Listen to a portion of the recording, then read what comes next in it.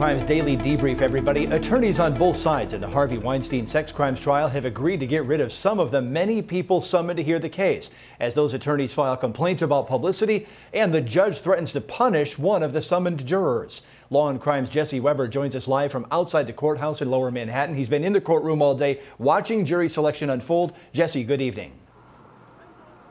Good evening, Aaron. Good evening, Aaron. Today was day one of the official voir dire jury selection process. After 2,000 summons were issued for this case and over 600 jurors questioned, we were down this morning to 146. Now, that includes 63 jurors that were excused by agreement on both the defense and the prosecution side. Now, one of those 63 is a man who actually tweeted to his 7,000 followers about the trial and jury selection, and then he even liked a comment from someone saying to find Weinstein guilty. As you can imagine, Judge Burke was not too happy about this. This is in direct violation of the court's order to not speak about the case. This juror was called in, and he was told to report back at 9:30 a.m. on March 10th to bring a lawyer and show cause for why he shouldn't be held in contempt. Now, contempt is a fine, and it's up to 30 days in jail. Before the juror left, the judge coldly said to him, "Good luck." Today, the jurors were questioned in panels of around 20 by both sides and the judge, and it appears as of now that 7 jurors have been selected. We can't forget that the magic number here is 18. 12 jurors, 6 alternates. The question, of course, is can we get to that number by opening statements on January 22nd? That's the question, Aaron. And Jesse, of course, we have to have enough people on the panel for the peremptory strikes here. What type of questions are prosecutors and defense attorneys actually asking the people who have been picked thus far? Aaron, this was fascinating. So we see these questions from back and forth. Some of the questions from the prosecution were, could you find the defendant guilty based solely on alleged victims testifying, no other evidence? Also questioned about fighting back. One of the ADAs made a very interesting analogy and said, well, if someone's robbed, but they put their hands up and give the money anyway, that's still robbery. Now, that question seemed to be asked because it seemed to be equating to rape. If you don't fight back, it's still rape. Another question was that anything that you see about the defendant, if you look at him in open court, is this not somebody who could have done this? And then the defense asked some interesting questions as well. Have you ever been accused of something that you didn't do? Could someone have sex with someone that they don't really find attractive, but they do it for reasons other than love? Do you think cross-examination is victim shaming? Now, after these questions, we obviously saw, and the jury was excused, preemptory challenges, which are challenges without cause. And believe it or not, the state actually accused the defense of improperly using their challenges, saying that they took out every white female. And they said, look what they're doing here, Judge. And the judge didn't buy that and said the defense did provide alternative explanations. But again, another day of drama between both sides. Certainly a contentious process. Jesse Weber reporting live from the courthouse tonight. Weinstein's defense team filed an appeal to a higher court late yesterday. The so-called interlocutory appeal to the New York Appellate Division describes the proceedings and the events outside the courthouse as poisonous to Weinstein's right to a fair trial. The filing bemoans a tainted jury, a fresh wave of negative press, and says the current venue has devolved into a carnival-like atmosphere that no prospective juror can avoid. The defense says the hordes of cameras, which have thinned out as the proceeding has gone on, and protests, Harvey will be held accountable for his actions, which the defense claims can be heard inside the courtroom from across the street, have resulted in clear biases that jurors have withheld from the court but disclosed on social media.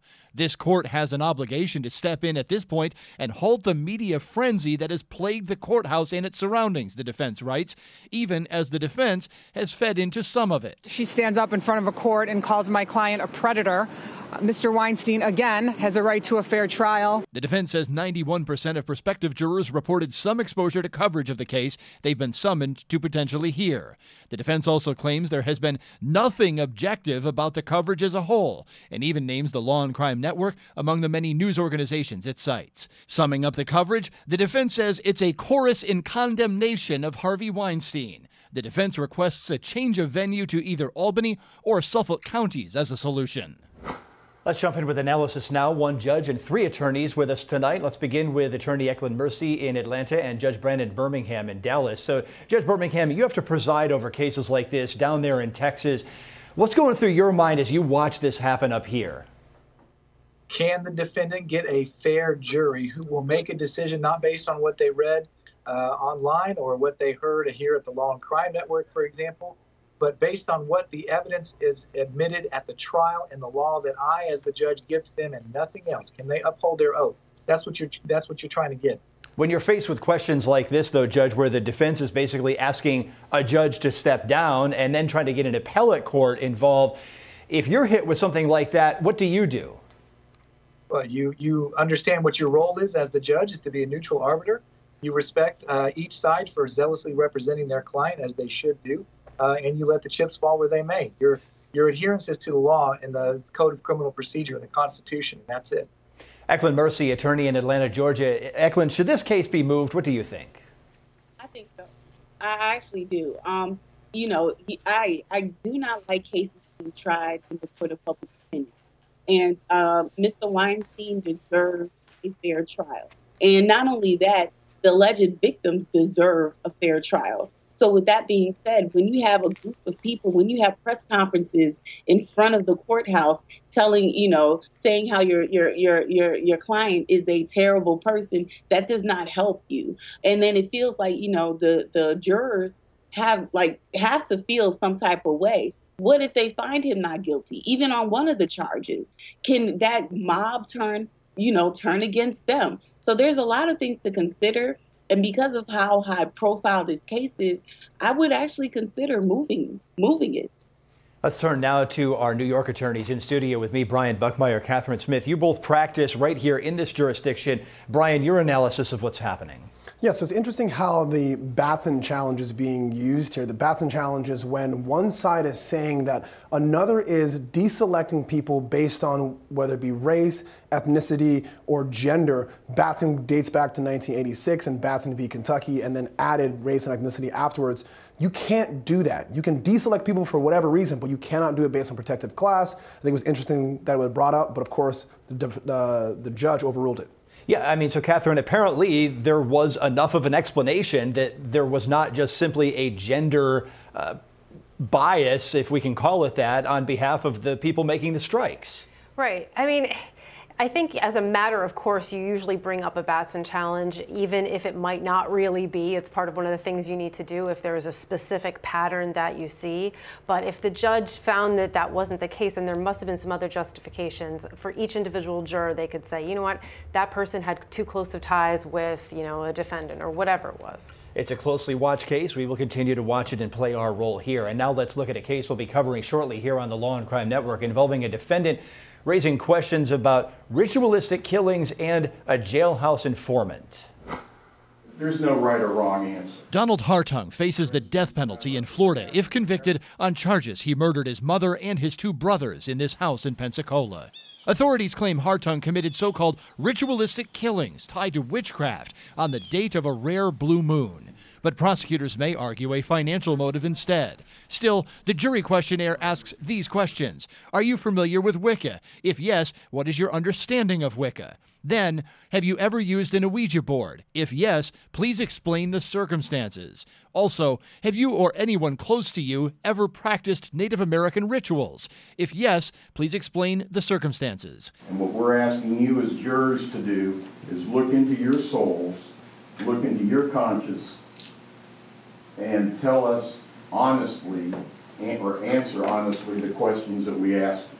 The questions obviously don't state what the evidence will be at trial, but they do allow attorneys to understand who is sitting on the jury and whether the jury can fairly decide the case. Documents reveal that Hartung is said to have confessed to this man, Marlon Purifoy, a fellow inmate. Purifoy told authorities that Hartung told him he'd been planning the murders for 4 years. Purifoy is serving an attempted murder sentence after pleading guilty to attacking his girlfriend with a hammer. Jury consultant Ellen Turkheimer says both sides in this case need to focus on 2 big questions: preconceived notions about religious beliefs and how the jurors view mental health. No matter if it's centrally involved or peripherally involved, if there's any kind of issue such as the Wicca religion in the case, then the panelists are going to be talking about it. Some might have preconceived beliefs, some might have some ideas coming in that whether or not they're actually true, this is something that both sides want to know about. So that's why they want to ask about it. They want to see what the predispositions are and the pre-existing attitudes are of potential jurors before they start to thoroughly question them. Whatever the defense is going to be, if they're looking to see, well, not only if it's raised as a defense that there's some mitigating factors or that he was compromised, that's one thing, but also they just want to know what the jurors think about that, because some of them might come to their own conclusion, some of them might become a quote-unquote expert in the deliberation if they end up making on the jury. So they want to know what prospective jurors think about some of these other issues that pertain to mental health and mental suffering, and certainly if they have an experience with it, then that's going to lead to a belief in mental health and what that entails. Let's turn back to our in-house panel in studio with me tonight. Brian, Catherine, I can't help but think that the jury questionnaire in this case is more complicated and more thorough than the one in the Harvey Weinstein case. It is, but also there's that double-edged sword. With jury questionnaires, not only are you trying to sort through your prospective jurors, but you're also educating them.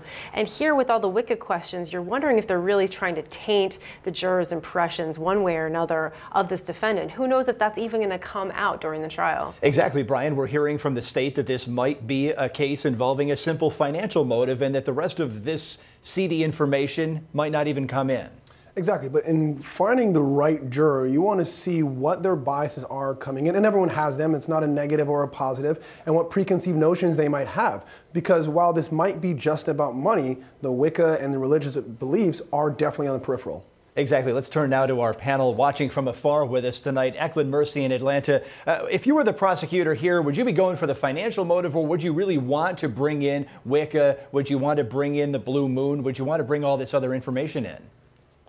Well, if I was a prosecutor, that's funny. But from their side, I would say I would just focus on the financials. Unless you have extraordinary circumstances, bringing in the fact of Wicca, you're actually you're tainting the jury, and you're actually disqualifying qualified jurors. I mean, I am absolutely an attorney. However, if I sit there and you're talking about moons and things and people are dying, as a juror, a prospective juror, I'm scared. I don't want things to happen to me when I leave. That is a rational belief for certain jurors. So unless you have a lot of information, I wouldn't bring up the moon and all these other rituals things. Judge Brendan Birmingham, how do you actually referee a case like this? With all of the different competing interests in mind, you want to make sure every side has an opportunity to be heard, that jurors are treated respectfully, and that the questions are designed and taken to lead to a valid challenge for cause or a valid peremptory strike. So that's the judge's job. I do want to say it's very concerning, I think, in this day and age to use a jailhouse informant.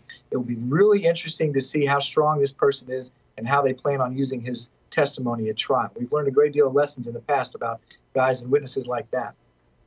Absolutely, absolutely. Let's move on now. A man convicted of plotting to murder his wife with a hammer is asking for a new trial. Lawyers for defendant Mark Sievers say the only evidence tying their client to the crime comes from co-defendant Curtis Wright, whom they call a known liar. They also say a letter from the victim's co-worker's wife was not found before the guilt phase, and this new evidence could have been used for impeachment purposes. Mark Sievers was convicted of first-degree murder in the death of his wife, Dr. Teresa Sievers, and sentenced to death earlier this year. Co-defendant Jimmy Ray Rogers was sentenced to life in prison. Curtis Wright testified as part of a plea deal and is expected to be sentenced next month. And still ahead tonight here on The Debrief, a look towards sentencing in a California quadruple murder. A jury recommended death for defendant Chase Merritt, but it's not official until a judge makes it so.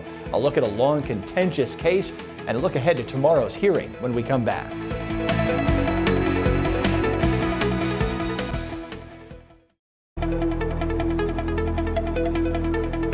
Before we go much further tonight, let's check in with Chief Investigative Correspondent Brian Ross with what he's working on this evening. Brian? Thanks, Aaron. Coming up tonight, the story of a lawsuit against Harvard, an explosive lawsuit brought by a young man who was born in Nigeria and overcame hardships in his life on the rough streets of Houston to become one of Harvard's star students. But on the morning of his graduation, he was told he would not be getting his degree because of allegations of sexual misconduct brought by two of his former girlfriends. He's now suing Harvard, saying the process against him was unfair. He couldn't question the witness, he couldn't get a lawyer, and he says there were no black males on the panel, which made his decision against him very unfair. Brian will be watching for that report coming up in a few minutes. Sentencing tomorrow for a man convicted of killing a family of 4 and burying them in the California desert. A jury recommended a death sentence last year against Chase Merritt in the murders of Summer McStay and her 2 young children in 2010. The jury recommended Merritt spend his life in prison for the murder of his business partner, Joseph McStay. Defense attorney James McGee is off the case, leaving defense attorney Raj Maleen to handle the hearing tomorrow. Here was the verdict. We, the jury, in the above entitled action, find the defendant, Charles Ray Merritt, guilty of the offense of murder in the first degree in violation of Penal Code Section 187A of Joseph McStay, dated June 7th, 2019, foreperson. Title of court and cause. Verdict. We, the jury, in the above entitled action, find the defendant, Charles Ray Merritt, guilty of the offense of murder in the first degree in violation of Penal Code Section 187A of Summer McStay, dated June 7, 2019. In asking for a death sentence, prosecutors played an emotional family video taken by victim Joseph McStay of his own wife and children. The circumstances of the offense include the murder of an individual, Joe McStay. And there, the boys are on the swings. Woo! Who the defendant befriended.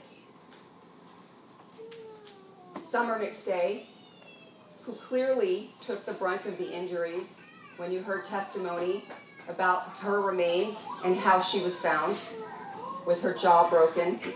The circumstances that include a mother's inability to protect her 2 children that were bludgeoned to death. The circumstances include the age and the innocence of Joe Jr. and Gianni McStay, 2 small children who were bludgeoned to death merely because they could identify the individual, the defendant. What is that? What's that, Jay? Hi, little chubba chubba. Joseph McStay's mother, Susan Blake, also testified during the sentencing hearing with this emotional remembrance of her son and his murdered family. Invisible. They were little boys in a fantasy world. And they did everything with their parents and us and parks and Legoland, and they didn't know fear. They didn't know to be scared. They didn't know hurt. They just were in this fantasy world, and we'll never get to see them grow up or talk to them. I go to the gravesite to talk to them. I got to bury them all together, so. How has your life changed since your son has been murdered? One minute you have a whole family, and next minute half of your family's just missing, and the hurt will never go away. On the financial end, it was devastating. I had lost my house, I lost everything, but I didn't care. I was gonna find them. And yet, you miss their sounds and their laughter, and now I go to a gravesite and talk to them. It'll never, ever be the same. Never. Let's go now to Judge Brandon Birmingham, watching with us from Dallas, Texas. Now, Judge, the jury recommended a death sentence here. The judge ultimately hands down the final sentence. That's what happens tomorrow. Does a judge ever overturn a death recommendation from a jury, and if so, when? A judge has that power, has that authority, and if it's within the judge's conscience to do so, is supported by the law and the evidence, then the judge should do it. Eklund Mercy, you're a defense attorney in Atlanta, Georgia. We watched this case for quite some time here at Law and Crime. We saw a lot of contention between the defense and the prosecution. I'm anticipating some motions from the defense tomorrow to try to upend this verdict. Yeah, and I mean, you are. But are they going to be granted? Probably not. The only way I can see this motion being granted if the victim's family states that they don't want the death penalty. That is the only way I can see that happening. Other than that, it's the death penalty stands. Yeah, I think it would be very rare to have that. Appreciate both of the insights from afar tonight here on the debrief. Let's turn to our in-studio panel right now. Brian Buckmeyer, the thing that bothers me about this case is the unknown DNA in the graves. The defense did a test which found unknown DNA on the ropes, which tied up the victims, and ultimately prosecutors did nothing to try to run it through the DNA database to see whose DNA it was. We know it's not the defendant's, but the defense took care of that. We don't know whose it might be. I would agree with you wholeheartedly, but to Judge Birmingham's credit, the jury not only came back with a guilty verdict, but also a recommendation of death. So they must have discredited that, even though you and I agree that that should have been a major part of this trial. They disagreed, and that's why they went with guilty and asked for the death penalty. And Catherine, one of the things the jury credited, and we know this because of the jury questions, was this television interview that Merritt, the defendant himself, did, where he was asked a question and he basically said, I was the last one to see the people who died here, all 4 victims. He didn't say it quite that way, but apparently the jury gave that a lot of weight. Right, and that's the thing, that's the jury's auspice. They're allowed to decide how much weight, if any, to give to evidence. And it's clear that they reconciled all these issues. To us, there's some problems with the evidence, the DNA, the lack of forensic evidence within the home. There's lots of issues, but the jury reconciled that and went with death. Now, Brian, one thing I look at is professionalism at trial here, and I was rather caustic in my criticism of the way the prosecutors were rolling their eyes at the defense during closing arguments. If a prosecutor ever did that to you when you were giving a closing argument, what would you do? Me personally, as a defense attorney, I always think that I'm a representation of my client. So Brian Buckmeyer, the person, would have some choice words for them, but Brian Buckmeyer, the lawyer, understands that my client comes first. And so instead of being over the top or angry about it, you maintain your professionalism because that's a reflection of your client, and you hold your tongue, and you maybe come back at them with solid evidence and solid facts. That's one way to handle it. Brian Buckmeyer, the professional here, along with Catherine Smith in studio. Appreciate both of your insights here on the debrief. And of course, thanks to those of you watching along with us tonight. We've had a lot to talk about tonight, and we will tomorrow when the McStay family murder case goes to a sentencing hearing. We'll see you back there at 5.